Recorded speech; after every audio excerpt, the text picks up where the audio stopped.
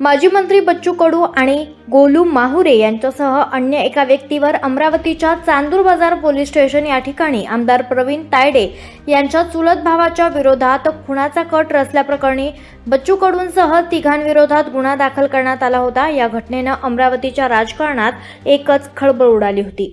बच्चू कडू यांच्यावर कठोर कारवाई करण्यासाठी आमदार प्रवीण तायडे यांनी थेट मुख्यमंत्री देवेंद्र फडणवीस यांच्याकडे तक्रार करणार असल्याची माहिती पत्रकार परिषदेत दिली होती। त्या घटनेनंतर आता अमरावतीच्या आसेगाव पूर्ण या ठिकाणी आज भारतीय जनता पार्टीच्या वतीनं माजी मंत्री बच्चू कडू आणि गोलू माहुरे यांच्यावर कठोर कारवाई करण्यासाठी ठाणेदार सुरेश तेलगोटे यांना निवेदन देण्यात आलंय। खुनाचा कट रचल्याप्रकरणी बच्चू कडू यांची ऑडिओ क्लिप व्हायरल झाल्यानंतर या संपूर्ण प्रकरणाची सखोल चौकशी करून दोषींवर कडक कारवाई करण्याची मागणी भारतीय जनता पार्टीच्या वतीनं ठाणेदार यांना निवेदनातून करण्यात आलेली आहे। सदर प्रकरण हे खूप गंभीर प्रकारचं असून त्याच्यामध्ये हत्येचा कट रचण्याचा आणि याच्यातून कार्यकर्त्यावरही भरपूर मोठा गटपात होऊ शकतो।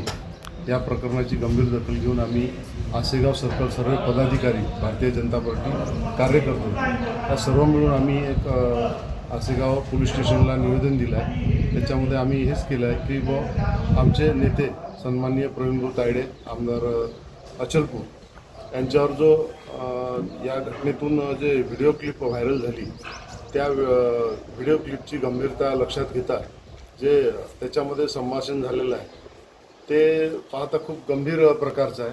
त्याच्यातून कार्यकर्ते व जे घटना त्याच्यामध्ये बोलल्या गेली त्याची खूप धास्ती एक कार्यकर्त्यांना सगळ्यामध्ये पसरली आहे।